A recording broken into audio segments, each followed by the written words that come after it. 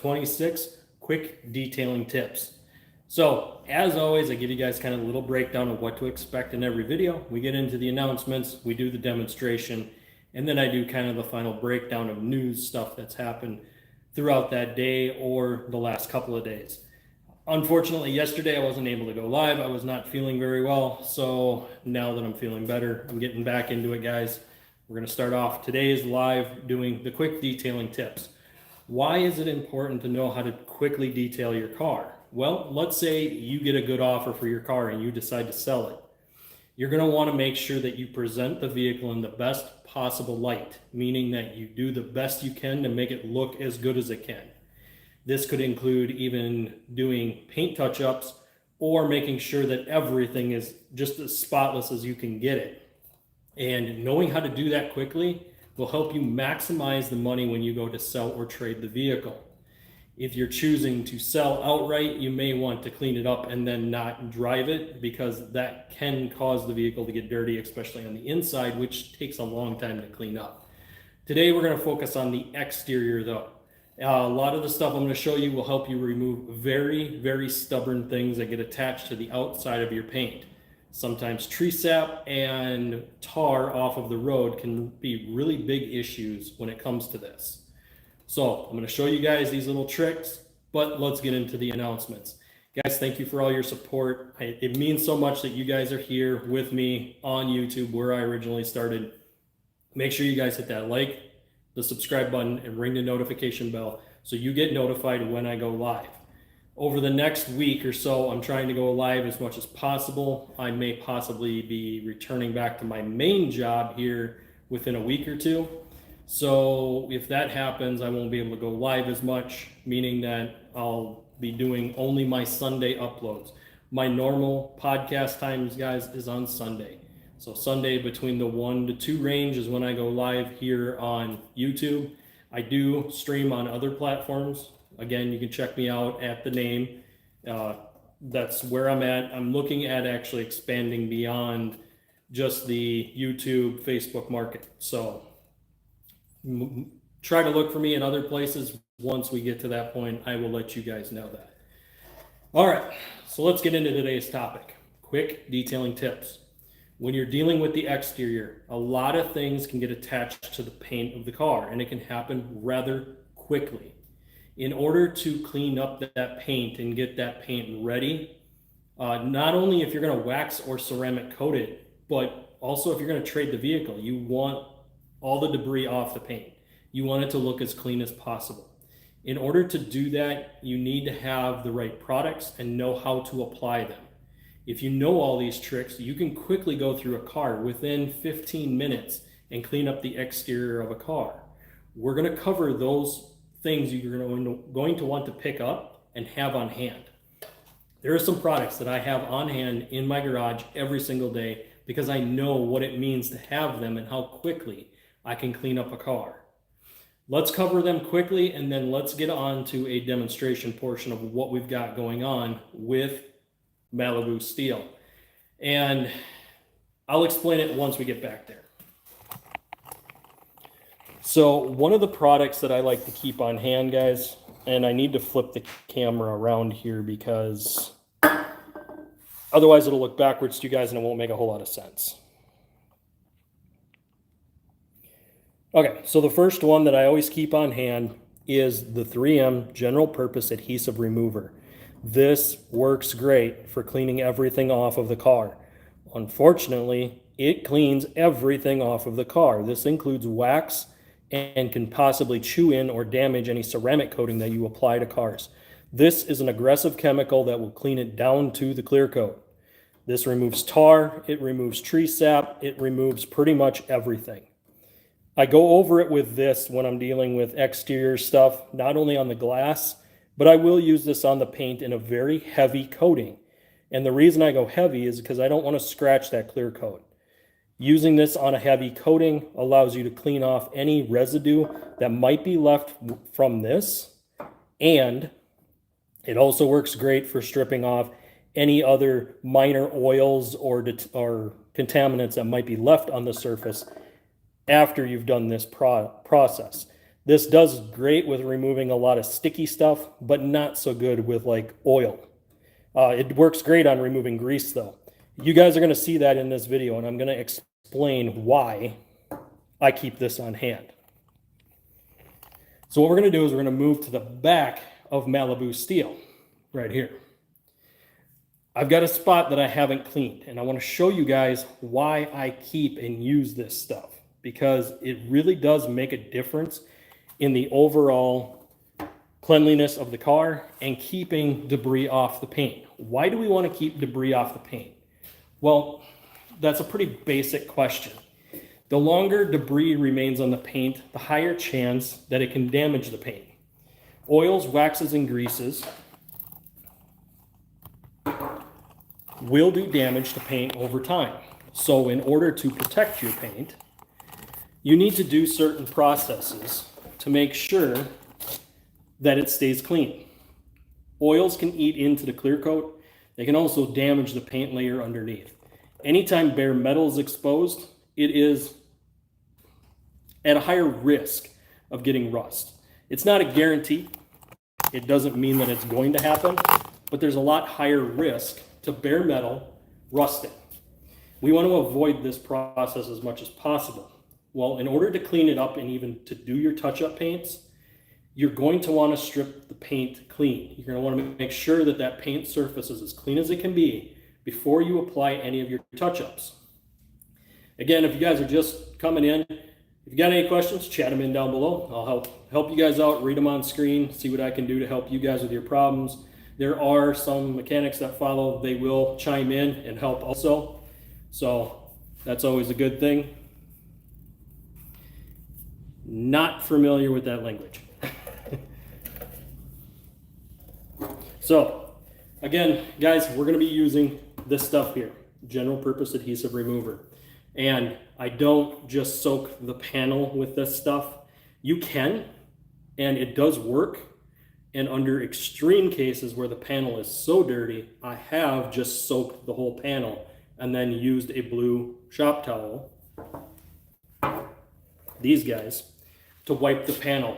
It's not the best way to do it, and I don't like always going to that method because it does waste that stuff. And it's not horribly expensive, but if I can make a can last a lot longer, I'm going to. In order to lengthen the usefulness of this product, I fold my towel in fourths. I will soak this towel and then I'll use it on the panel. Now I'm gonna go grab a light because you guys really need to see how much debris is on this, and I'm going to explain what that debris is and how that can become attached to the paint. If we don't notice it or pay attention to it, this that gets slung up on cars can easily damage paint, especially clear coat if it's left on there. If it's in a sunny area, it will bake into the clear and could damage that top clear layer. So we do want to remove this stuff when we notice it. Tar is not as bad, and oftentimes tar can be found underneath rocker panels. We are going to take a look at that on this car. The rocker panels do have quite a bit of tar on them. I'm going to go in the process of removing that off of the skirts that are on this one, because this doesn't have a full rocker panel. It has a skirting over it. So the skirting is what absorbs all the road tar. But the road tar won't do the damage. It's the grease. Let me grab my light.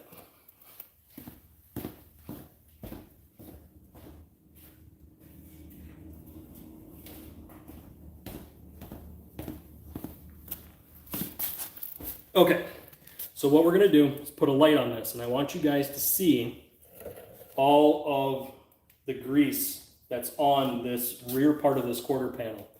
This is why we're going to need to remove this grease, because we want to make sure that we keep this grease off of there. How does it get on there? It can happen one of two different ways. Number one, it falls off of a semi. Semis usually have a lot of grease on them. It's what keeps them moving and keeps them from having parts go bad. The bad thing is, when it's really warm out, when it's hot, that grease will drip and fall off of those semis and fall onto the road deck. You'll run over it with your car and your tires will sling that grease up along the side of the car. That grease will eat into clear coat. It doesn't happen right away, but if you don't catch it, you can't get it off of there. The other issue is when you go through a car wash, that stuff doesn't come off of the car in the car wash. It stays on the car. So knowing how to quickly remove this stuff is really, really nice. This product will do this, and I'll show you guys here in just a little bit. The second reason that this happens and you get grease along the side of your car, meaning that you had something that failed, either a potential wheel bearing, or you guys had a upper or lower ball joint go bad where grease came out and splattered across the side of the car as you were driving. What I always suggest to people is if you notice a lot of grease on your car, especially if you cleaned it off and then it's back a day later or something, you may need to look into what happened. Maybe something with your car went bad, and it doesn't hurt to get up underneath the front of the vehicle and take a look. You won't have that grease splatter on the backside nearly as much as it will up front. So if you have a lot of grease up front and just a little bit in the back like we do here, it doesn't hurt to check the front of your car. Checking tie rod ends, upper and lower ball joints, and the wheel bearing. Those are the main concerns that sling grease up onto paint. If all of those look good, then that wasn't the issue. The issue was you ran over some grease that got dropped on the road deck from a semi. That is very common. I've had it where my vehicles don't have any issues at all, and all of a sudden I have grease splattered all over the side. And that comes from that situation.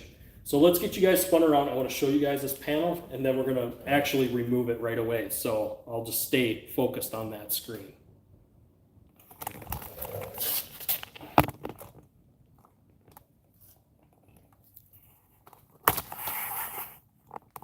All right, so here we are. This is the panel. You can see all the black spots down low here. So spots like this, there you go. Now you guys can really see all this grease splatter. This is what you want to remove. And in order to remove this, you can't run it through a car wash. As much as I would love to say just whip it through a car wash and clean this off, that will not work. So all of this is very aggressive. If you touch it, all you're going to do is smear it. If you try to use any chemical that does not break it down instantly, it's just going to smear. In a car wash, it'll actually spread it and streak it if you use the brush wash. Sometimes if your car washes are not very good, they may have a lot of that grease in there. And when you go into the car wash, it'll leave streak greases like this all over your whole car. That is extremely frustrating and can be a big pain. The goal that we try to aim for is to try to keep that paint layer as clean as possible. So what I'm going to do is I'm going to take my rag that's folded in fourths. I'm going to go ahead and soak this. I'll show you guys how much I actually soak this rag. It's quite a bit. So here's my soaked rag, and there is a lot in this. So I'm going to go ahead and usually start from the top, work my way down. Very, very light pressure. I do not apply a lot of pressure when doing this. And just like that, it just quickly breaks it down, removes it, and takes it completely off. I don't even need to put pressure on my rag. It just breaks it down and takes it right off.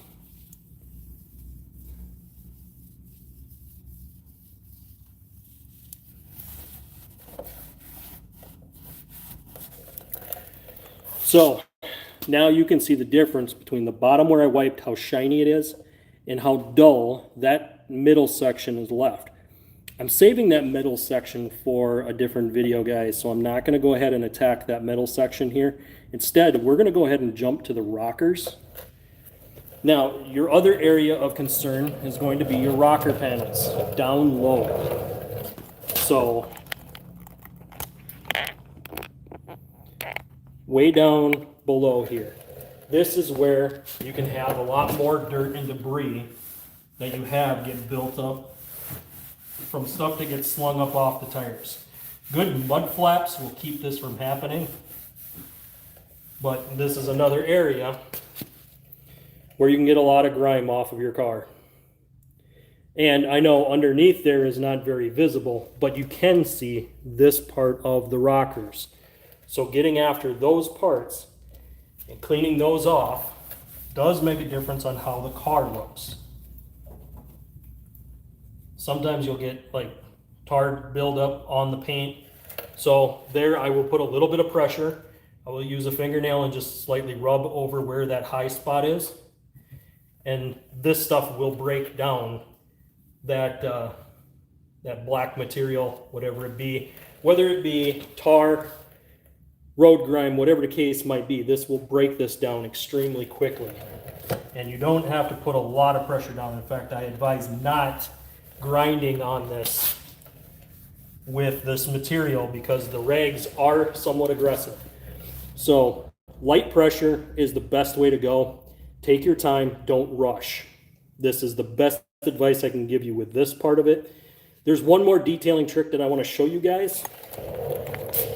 Everyone has this issue that lives on gravel roads or drives on a lot of gravel. You could take your car to a car wash and get it all nice and clean. Where doesn't it clean? Inside your door jambs. So door jambs are oftentimes extremely dirty. We can see the amount of dirt right there on the rocker. I'm going to grab one more chemical that we use for this because this is really important.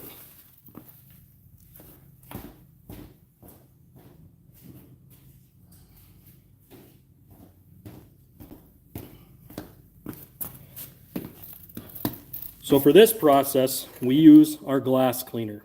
We're going to use it in a very heavy coat. We're also going to use a microfiber to clean it up. Now, I choose not to use the best microfiber on my door jambs because I can pick up a lot of rocks, dirt, and debris. So I usually take my worst rags that I've pretty much downgraded. And this one would never get touched to another surface of paint again just because of how dirty it is. I only use clean rags on exterior paint. Door jamb paint, that you're not going to see it. So if you get a minor nick or microscopic nick, it's not as noticeable. You do it on an exterior panel, you will notice it. So this process, I just soak my door panel, and this can's running out. Let me grab a different one.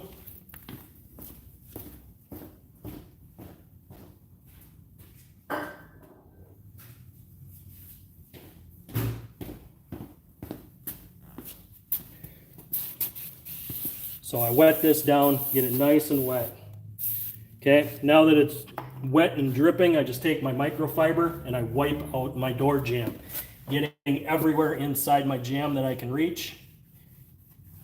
And if I notice spots that are really bad or that I have stuff built up, I have one spot here that I'll show you guys in just a bit.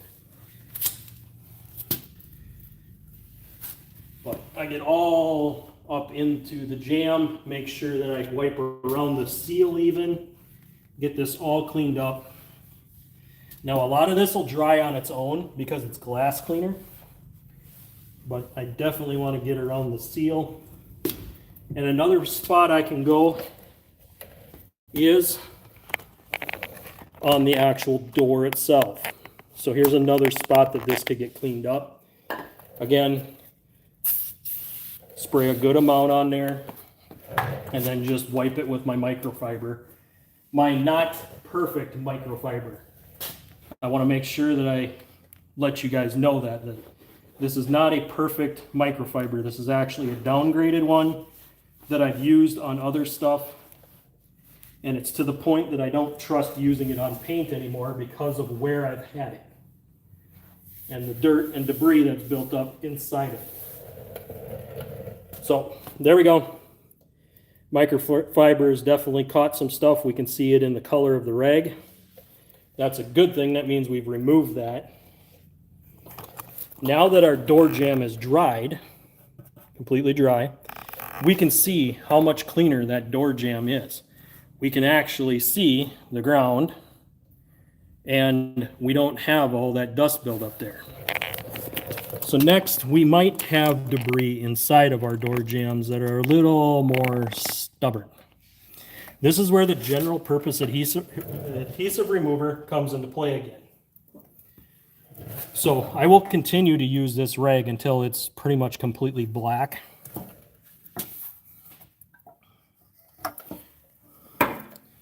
But I do reapply it to the rag.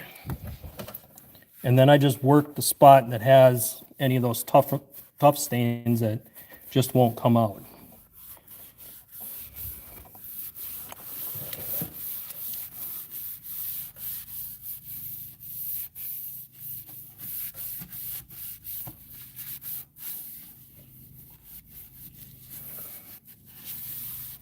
So while I was in here, I just wiped a bunch of extra stuff just to be extra cautious, you know.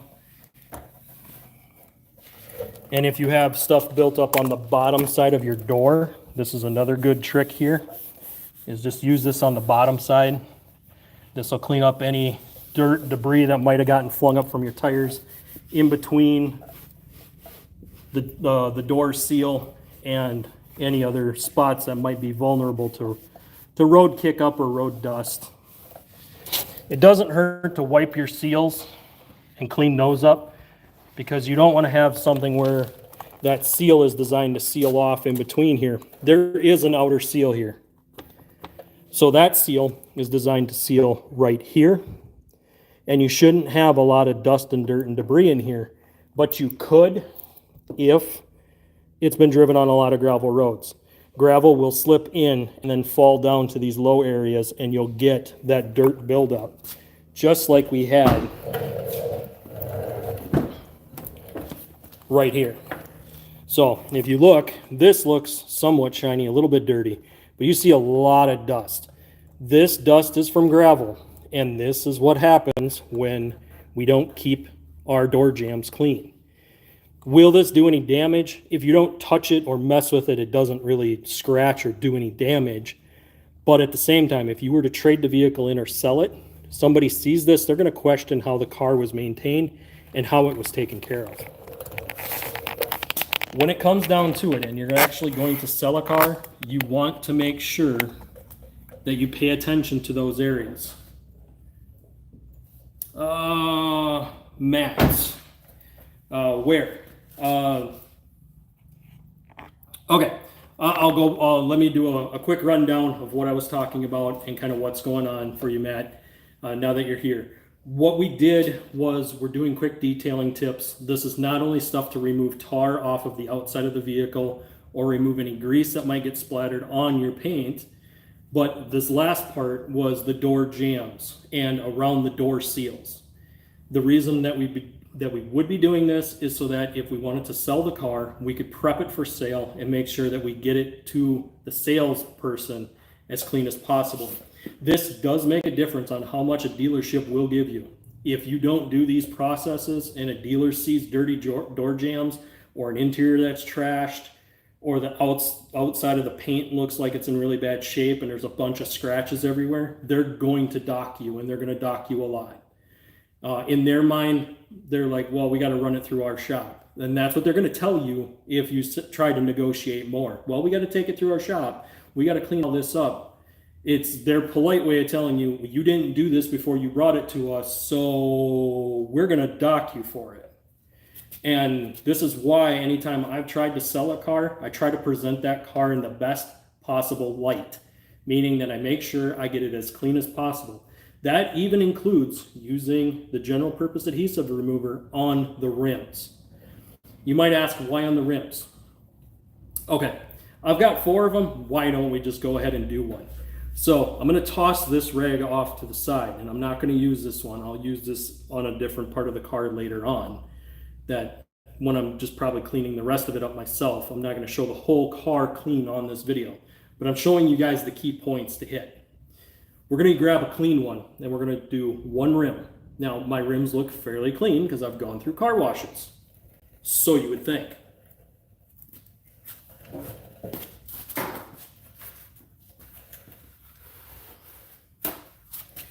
We're going to go ahead and do this with a clean rag. Matt, okay, yeah, if you have any other questions, Matt, just go ahead and chat them in, no problem. I'm happy to read the chats and help you guys out. But again, this is your best friend, the general purpose adhesive remover from 3M. This cleans up the exterior of a car extremely quickly. It works great. It breaks down some of the most stubborn stuff you can get on your car. Tar is one of the worst. Matt, hi. Hey. Tar is one of the worst you can get on paint. The reason why is it sticks to it, and if you don't have this stuff, you can't get it off of the paint. I've tried many different chemicals, and none of them break down tar. Grease is one of those that when it gets on a car, it likes to smear and spread out, meaning you need something that goes after it aggressively without doing damage to the clear coat. Again, this is your product. So I'm going to soak this rag yet again. And the reason I always soak a rag when doing rims is I don't want that stuff getting on brake pads. Yes, it will clean, but at the same time, it's so aggressive. It could get into other components that need grease, such as maybe the slides on your pads, and it will remove that grease. So that's not a good thing. Let's go ahead and move to our rim. Take the mods. Hey, how you doing? So what we're going to do is we're going to drop down, and I'm going to show you guys this rim quick. So here we go. We would think that this rim is clean just by the look of it.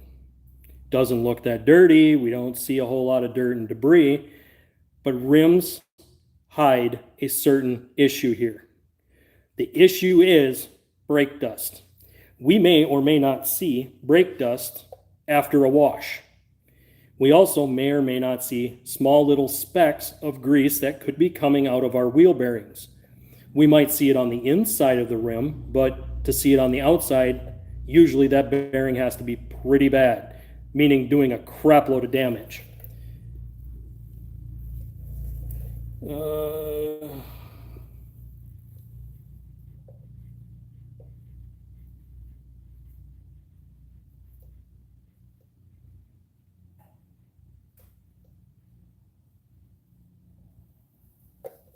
Trying to read what you sent here, Matt. Oh, yeah. Well, I can do a rundown of all the vehicles that we have on the channel here towards the tail end if you'd like. Yeah, we don't only have Chevy. We have quite a different few brands. So what I'm doing is I'm just wiping this rim after soaking this rag. And I'm already starting to see a huge difference just in that one spoke that I cleaned up.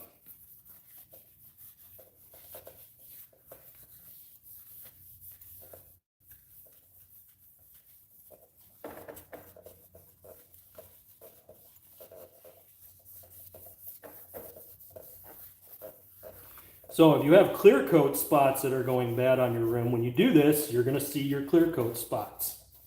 You're going to see the spots where the clear coat is obviously failing. And that's kind of one of the downsides of cleaning up your rims this good is you wind up noticing that stuff.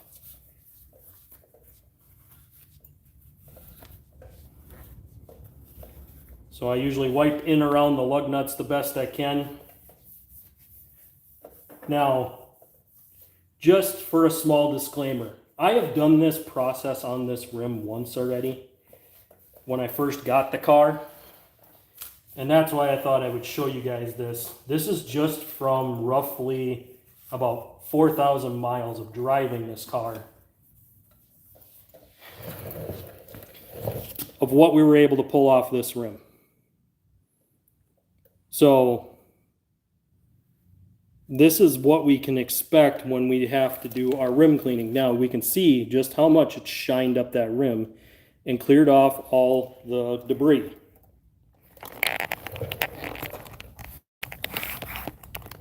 Again, why would we waste our time cleaning up rims? Do you use Armor All cleaning wipes? From Matt. Actually, I don't. I use Meguiar. And the reason why is I noticed I can buy several different layers of the Meguiar products that allow me to get different shines, and some of them will not have the greasy feeling to them. The one thing I absolutely hate is that greasy feeling from the Armor All wipes. In order to get away from that, I usually choose to use a product that will either be a matte finish or a semi-gloss finish.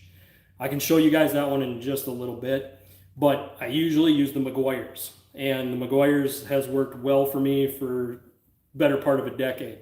So that's kind of the one I use. There are a lot of other detailing products out there. I know that chemical guys make some products too. I'm not knocking them. I haven't used a lot of the chemical guys stuff. Maybe in the future I should try to get a whole bunch of them and just spread them out and do a comparison. That way we can kind of see what happens with the different layers that you can use. Usually I stick to the matte because the matte finish will dry, so there won't be that greasy residue. Now you can go to the Meguiar's far end side of that and do the Super Shine. That's extremely greasy, just like the Armor All stuff is. As far as wipes, yes, I try to use wipes, but here's the problem. I'm noticing even on the Meguiar side that the wipes are starting to go away, meaning that it's getting really hard to find the semi-gloss wipes. A lot of places that sell the wipes have actually taken the semi-gloss ones. There isn't even a spot to sell it on their shelf anymore. All they offer is the squirt bottle, and you have to use a microfiber rag to spread it around. I did do that in a different video. I'm trying to think back if that was the one that I did on Monday when I did my breather bypass on Malibu steel.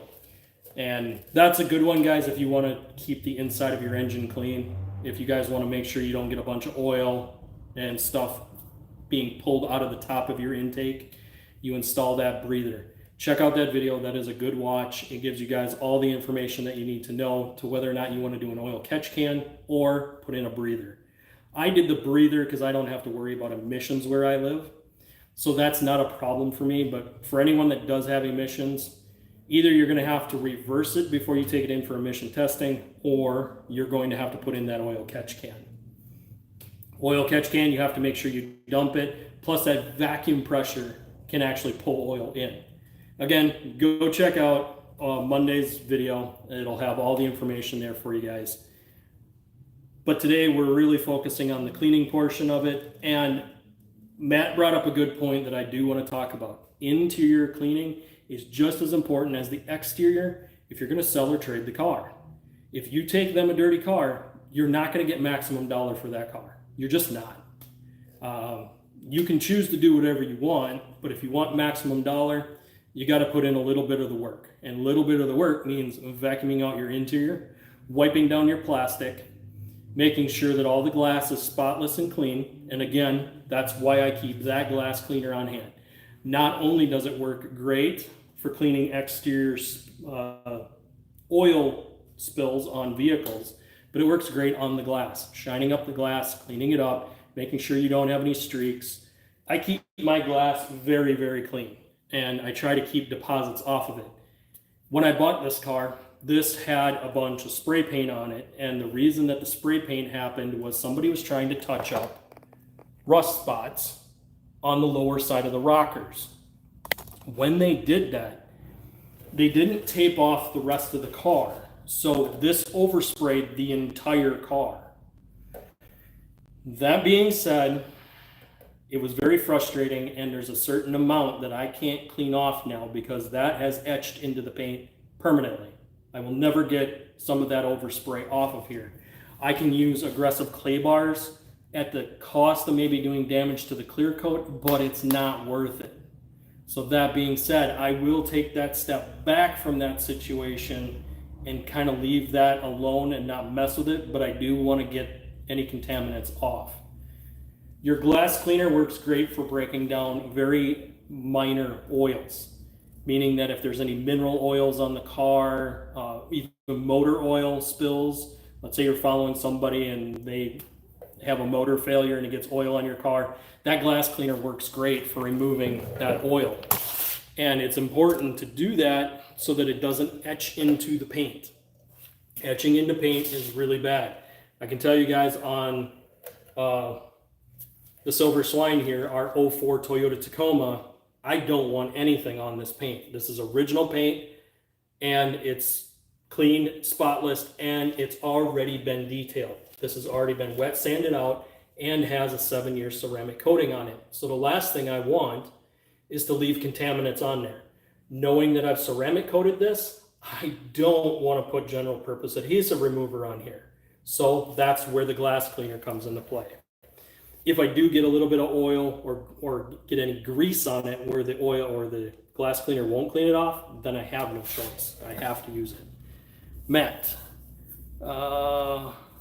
what cinder of car wash do you go to? So here's what I recommend. If you have a nice car, stay away from brush washes.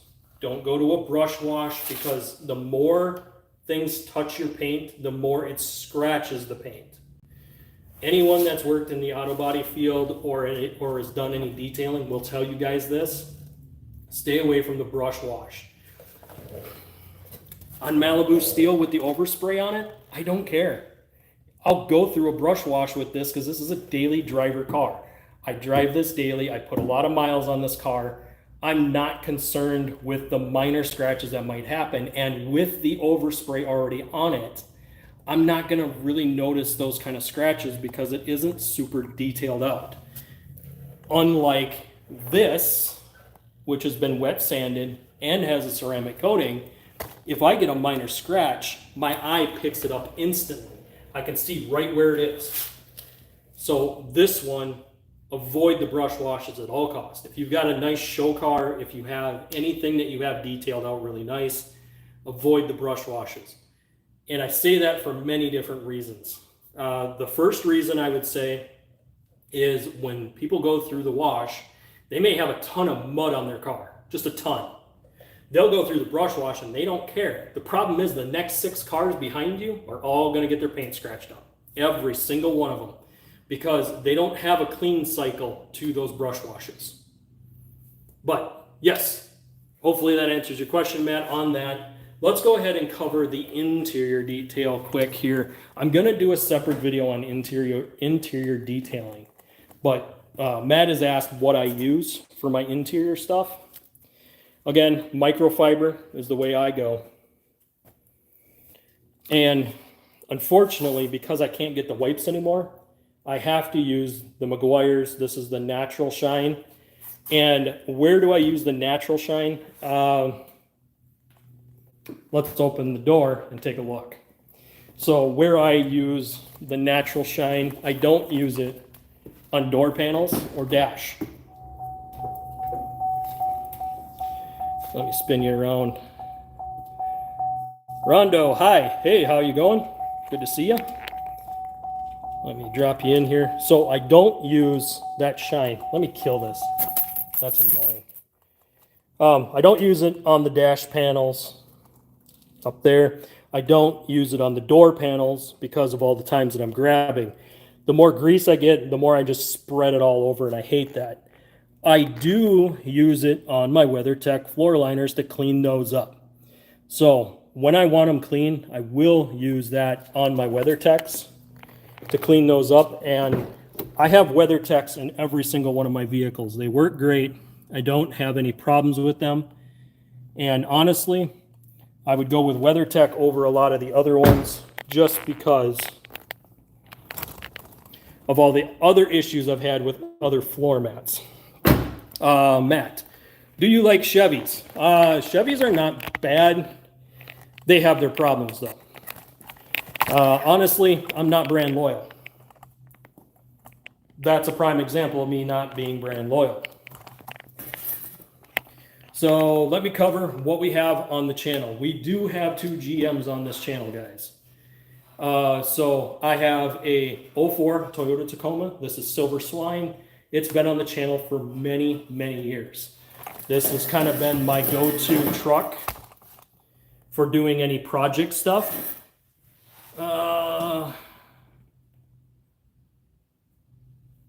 Matt, My dad has an angel. Not bad. Nice one, Matt. I meant to say Ranger Lariat. What year Ranger? I only have to ask because now there is enough in the industry that we could have the old style, which would be 2011 and older, or we have the new style. So, yeah, which one? And hopefully you heard about some of the recalls going on with Ford lately, because, yeah, there's been some stuff going on with recalls on Ford. So, Toyota Tacoma, this is an SR5 pre-runner, meaning that this is the two-wheel drive version of a lifted truck. I know, it's what my stepdad bought brand new. It came to me in the family, so I've kept it around. And it's kind of become my good truck that I take whenever I need to pick up some small stuff, but it also works great for me to just cruise it. It's a great cruising truck. The AC works great in it. I can connect my phone to it through a device that I already showed here. If you guys get a chance after this video, go check that one out. It'll show you guys how to use one device to connect your phone, that you do not need to connect your phone to your vehicle. This is a great way of not having your phone always connected to the vehicle. That can be very frustrating because as you're leaving the vehicle and coming back, your phone will constantly try to connect to that vehicle. So having that separation there keeps it from wanting to auto connect, especially if you park your vehicle in a garage at home. It could try to auto connect to the car, and then you got to turn off your Wi-Fi, and this is a whole bunch of mess. That's why I use the device that I showed in that one. Matt, 2024. Yes, so you're dealing with the new one, which has the 4-cylinder engine in it. It may or may not have the turbo in it. I'm pretty sure that if it's the Lariat, there is going to be a smaller turbo. It's not going to be as big as the one they put on the Raptor Rangers, but yes, that would be one of them. I do not have Fords on the channel. I do have friends that have Fords, and I will feature some of the stuff that they do sometimes on this channel too. So it's always worth hitting that subscribe button. I got to do the shameless plug here, guys. Hit the subscribe button, ring the notification bell so you guys get notified when I go live. I always go live on Sundays between the 1 to 2 o'clock range here on YouTube. Matt, my dad has a Lariat and a cold air intake. Yes, that means that he is pulling probably the coolest air he possibly can if he bought the right air box. If you buy one of the cheap Amazon intake tubes, you're not going to be getting actually cold air because it's going to pull air from underneath the hood, and it's actually going to be pulling warm air, not cold air. So if you bought one of the nice air boxes, I think Valence makes a good box, so does K&N. They make a self-contained box that goes in place of where the stock box is, and it pulls air from the fender, so that way it's not pulling under engine hood air, because the temps underneath an engine hood can get up over 100 degrees. And that's if it's not even very hot out, just because of the amount of heat given off by the headers and the engine itself. Yep, with the turbo engine, yep. So the 4 cylinders are coming pretty common with turbos. Even the Colorados have turbos, all of those. It's very, very common. It has an S&B filter, that's what I call it. Yeah, S&B does make a completely contained air box. If it isn't completely contained, then you're going to be pulling warm air from underneath the hood. And I can show you on this one what a cheap version of that box would look like. But your stock air boxes will normally pull colder air. So going back to the breakdown, this one is a 2012 Malibu. This is Malibu Steel, is what we've nicknamed it. It's got a 2.4 liter. Runs great. I'm getting roughly about 30 miles to the gallon with this car, so not bad on fuel, which is what I bought it for. The next one we got on the channel is our Crimson Vortec. This is an 01 GMC Jimmy with the 4.3 liter. I've got some stuff coming up, hopefully here in the next day or two, that I can go over some timing stuff with you guys on older engines. That timing video is going to be crucial for guys working on the older engines that need to do something like replace a distributor. Those engines are usually pretty dummy proof as far as how you set them up. But when you go to actually work on them, the biggest trick is making sure everything's lined up before you pull anything apart. I will go over that in that video. Last vehicle we got here on the channel is Champagne Bubbles. That's a 2020 Kia Soul EX. Yes, we've got a Kia on the channel. So we've got a Kia, a Toyota, a Chevy, and a GMC. May I add more in the future? We'll see. If I do have to replace one, more than likely I will swap it out with something else. Right now I've got just the right amount to be able to give you guys decent enough content. Mats. I tried opening my dad's hood and just can't do it. Don't know how. So underneath the dash, there's going to be a lever that you'll pull. That'll be the first release of the hood. The next release is in between. So you'll have to stick your hand in between the hood and the grill. There should be a lever there.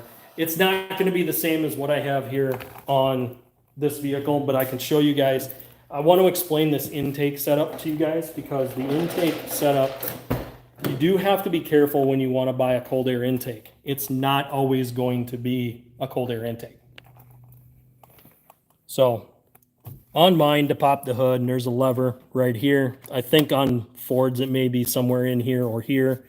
Chevys, sometimes we'll put them down here, but it's usually in this area on the driver's side. Simple pop with that. We can then come over here. Now on mine, it's a little different. So mine, my release is through my grill. There's a lever right here. I push that lever up and I can lift the hood up. Now mine has a hood rod because, well, Toyota was just cheap and didn't want to put hood shocks on it. But this is what I was talking about with the cold air intake. If you have a divider box like this, you can keep some warm air from reaching here and going into here. This metal pipe will absorb heat, so we will be doing a video on how to wrap this and keep the heat off of this pipe.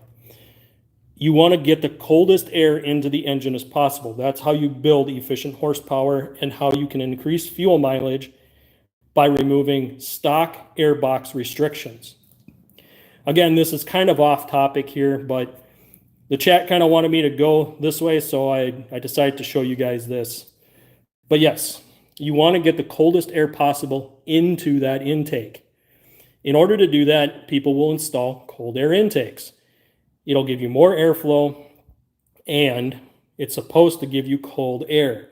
This divider box helps, but there are air gaps, guys. So it doesn't perfectly seal, which means you're going to get warm air that comes around and gets sucked in from here. The cheap Amazon ones oftentimes don't even have this shield. So it'll just have this tube, and it'll just dangle down, and you'll have to install your own brackets to hold it up. I can show you guys one of the worst setups that I've ever seen. This is supposed to be a cold air intake for Malibu steel. This is the same tube style, but there's no shield in here, meaning that this is going to suck whatever's underneath the hood. That's a really, really, really bad thing because we're going to be pulling over 200 or over 100 degree temp air from underneath the hood. Because whatever comes off the exhaust manifolds is going to get sucked right into the engine. You'll be all right in the wintertime, but in the summer, not a good idea. So I'll close this hood.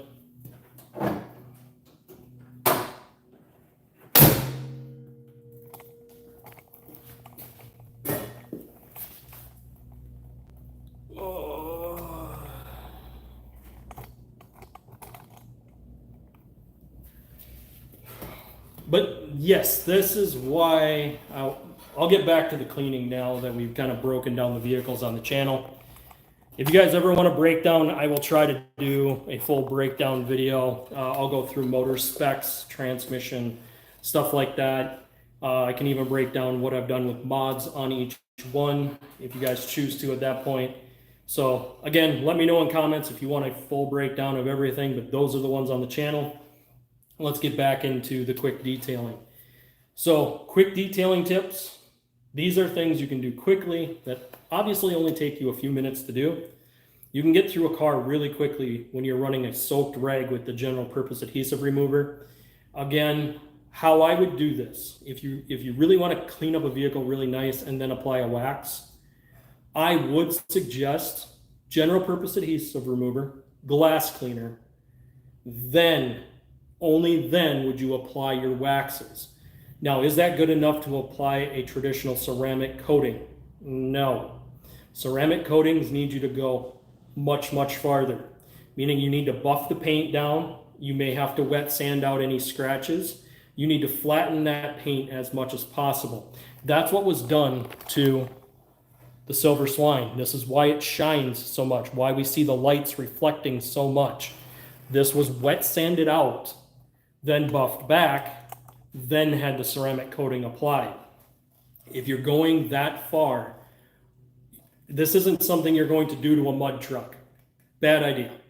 You're going to waste a lot of time to try to get it to that showroom shine just to be able to scratch it up again. It's really not worth it. Would I go and do this on a daily driver? No. No. The reason why is the cost. The cost on a ceramic coating is tremendous. Very high. Very high cost to that. In order to do a good coating like this, you can spend up to $2,000, sometimes up to $5,000 just to get it to look like this. That is way too much to spend on a daily driver, or possibly something that you know you're going to take up and down gravel roads constantly. This truck is a pavement princess. It will never see gravel ever again. It saw gravel once after I got everything done. It took me 3 weeks to clean up everything that gravel had done to this truck, including all the dirt and debris that was left on the frame. So from now on, that's a pavement princess that will not go off-road any way, shape, or form. The most gravel that it will ever see is when I drive it to a storage unit that has a gravel driveway, and I'll be idling it on that driveway. Again, this is kind of a showpiece. I use this to do demos for vehicles on pickup stuff that I do. So, you know, installing Nerf bars, or this one, when I first got it, it had a lot of dull accessories. So this was the fully painted model on this Toyota. It did not have any chrome on it. It had the chromed out, faded out headlights. So I replaced those with the black surround, and I added the chrome grille, the chrome bumper, the chrome mirrors, the chrome door handle, and obviously the Nerf bars. Some people have asked in the past, why did I go chrome? The reason I went chrome was it was just much more easier to maintain. Matt, I'm gonna go.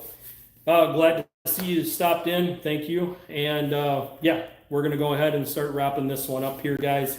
So quick detailing tips. Obviously, your general purpose adhesive remover is your best way to go. Having glass cleaner on hand to do the next level of clean. And then if you're going to choose to apply any wax, having that wax on hand with any application that you may need. Blue shop towels are going to be necessary for the general purpose adhesive remover. Glass cleaner, you're going to want to use a microfiber towel, and pay attention to the level or grade of that towel as you're using it. If it was dirty and you washed it, you now need to downgrade that towel. You can't reuse microfiber towels without having an issue with it's scratching paint. Scratching paint is really bad, especially if you've paid a whole lot of money to make sure that your vehicle is all detailed out, such as our Silver Swine. If you have a ceramic coating or anything like that, avoid the general purpose adhesive remover because it is extremely aggressive. Just know that if you do have wax on there and you do get grease on the side of the car, such as running over a grease spot on the road and it smears all over the side of the vehicle like I showed you, then you are going to need to reapply that wax after the general purpose adhesive remover has gone and removed the grease. Because general purpose adhesive remover will strip it all the way down to clear coat. And if you have a very hard ceramic coating, it will chew into that coating and shorten its life. So it is a very aggressive chemical that does not do damage to clear coat. And this is why a lot of body shops use it, and it works great for their purpose.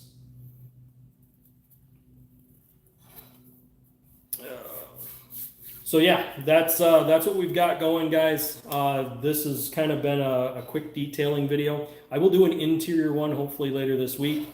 Hopefully we'll do a wrap on that tube, and I'm hoping to get Crimson Vortec in here this week yet to show you guys timing. So the next 3 videos we can kind of plan for that, and just look at see how that's going to go forward. Well, as far as posts that I've made in news, guys, I do have one coming out today on one of my other socials that GM is choosing to shelf their auto taxis. This does not come as a surprise, especially after the new regulations came down on the autopilot features, saying that they can't have autopilot anymore. So we're starting to see vehicles that have those autopilot features. They're having to do an update and disable those, because they're crashing at a much higher rate than if the person was actually driving the car. The reason why is autopilot is not able to detect everything that can happen as of right now. It can't anticipate issues while you're driving. A driver can, because they're supposed to be paying attention to all their surroundings. And a lot of drivers are really good about that, but the autopilot feature doesn't have the ability. If it doesn't have a sensor pointed in a certain direction, it can't tell. And the cost to retrofit the vehicle with sensors all the way around it to anticipate everything that can happen would raise the cost of vehicles to where they're not affordable to buy. This is just the hard, cold facts of that situation. So knowing that, autopilot features are getting disabled, not only on EVs, but also on the traditional gas engines. They're taking these features and they're disabling them, because there's too much of a risk that you could still either get in an accident or cause an accident, because the vehicle cannot anticipate what's going on around it. That's something I knew that was going to happen as they started playing around with this technology. It was one of those things I saw and some of the other people in the automotive industry saw. Sad thing is, it got to this point. Next, we're kind of paying attention to what's happening in the Ford camp. Ford has really kind of kicked the hornet's nest, and there may be some backlash and fallout depending on what happens. Ford, for the longest time, was always able to brag that they never took money from the federal government. Well, they took $9 billion to build battery plants. When they chose not to build a battery plant and instead make it F-250, 350 pickup Super Duty plant, they spit in the government's eye. How long that government lets them get away with that, only time will tell. We'll have to pay attention to that as things kind of develop. I'm paying really close attention to the news on that kind of stuff, guys, just to make sure we don't have any issues. XCA, yo, hey, what's up, man? Glad that you made it in here to the chat. In case you missed the beginning part of the demo, today was on quick detailing. What's going on? I'm answering that question right now for you. So what it was on today was quick detailing, how to clean up oil and grease, tar, things that get splattered onto your car. What you're going to want to have around your garage to make sure you can clean that stuff up. General purpose adhesive remover is your best friend. Make sure you guys have it on hand so that you can clean up your car. Also, how to use the glass cleaner on an application on paint. Using it, a lot of it in a microfiber rag works great. Depending on where you use that, make sure that your rag is either brand new or it's perfectly clean. If it's somewhat dirty, you can use it on door jambs like I did in the demo in this video earlier. Those are kind of your quick detailing tips. The general purpose adhesive remover was the big hero here in this video, because it got in and just wiped out anything that was on that paint, from tar, grease, any kind of road debris. That stuff will even clean off the paint that gets splattered on a car if you go over painted lines on the road. Now, I do suggest getting after it right away. Don't waste a lot of time, because that paint does get baked on there. And guys, it did happen to this truck. So it happened before I bought it, or I should say before I got it. My stepdad was the one who bought it brand new. But before I got it, there was already white paint from the white lines on the road, and that got splattered on this thing. I was able to clean off most of the paint that got onto the paint, but there was some that got onto plastics. I'm going to show you guys how to get some of that stuff off in a future video, but for this week we got a full plate. I'll be going live tomorrow, be going live on Friday. I'm going to take Saturday off, and I'm probably going to wind up taking Sunday off, guys. I have a bunch of stuff going on this weekend with family, so I'm going to try to enjoy my time with them. But I will be going live tomorrow and Friday. We're going to try to get some projects done. I want to show you guys how to wrap those cold air intakes or warm air intakes so that you get the coldest air possible. Metal pipes are great for getting cold air, but if they're being exposed to the temperatures underneath the hood, it's heating up that pipe. In order to prevent that, you're going to need to put an insulation layer over the top of that. And you can use header wrap to do it. I will show you guys how to do that. Not only that, but we can also use tape. It's a little cheesy, but you can. And I'll show you guys that technique also. What we got going on for Malibu steel, I think we're about done other than brakes maybe next week. I do want to get brakes done on this, and there is a special video coming up on brakes. Guys, the parts are already here. So they're already here. I need to get the brakes on this thing because I need this thing to be ready to rock and roll when I get the all clear to go back to my main job. This is my daily driver. Malibu steel. It's an 04, or not an 04, sorry, 2012 Malibu LT with the 2.4 liter in it. So main driver, trying to get this one ready, and I'm going to try to demo. I've done quite a bit already, so you guys can check that out. This is all I got for today's video, guys. Thank you for tuning in. It means so much. Thank you, guys. I've been here for so long, and I'm glad that I'm able to bring you guys good, solid content. Make sure you guys hit the like button, hit the subscribe button, and ring the notification bell so you guys get notified when I go live. My normal uploads are on Sunday between 1 to 2. XC, how can I make a car sound like a race car with stock exhaust / modifications? Okay, I was going to go ahead and end this, but I'm going to go ahead and answer this question because this is a good one. A lot of people do a lot of crazy things with exhaust, and there's certain things that are legal, certain things that are not. So I'm going to push the envelope of what's legal without having to remove components that are absolutely necessary. So what some people will do was that they will remove their exhaust after the last catalytic converter. Some vehicles have more than one catalytic converter. They may have one up by the engine. They may have one down below. That is what's going on this car. So Malibu steel has 2 catalytic converters. The reason we don't remove catalytic converters is because it does affect everything with emissions and your fuel. If you go and cut those out, what can happen is it'll throw the entire car off and the car will run horrible because the cats are not there. Modern vehicles need those catalytic converters.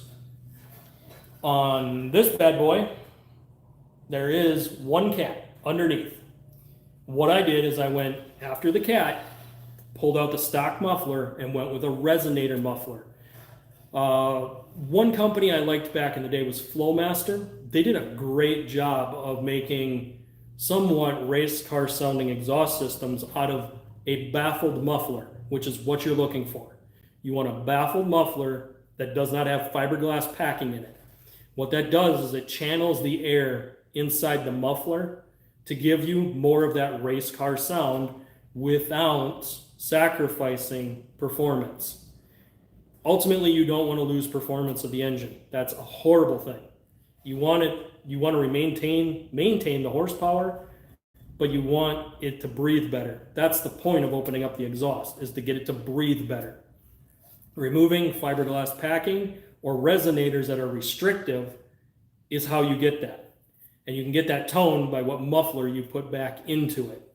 On a car like this, you could get that tone by removing the resonator that's underneath. That resonator is extremely restrictive. I mean, horribly restrictive. It was so bad on this one that I removed it because the exhaust was getting so hot that when you shut it off, you heard it go tick, tick, tick, tick, tick. That was the exhaust cooling off because it got so hot.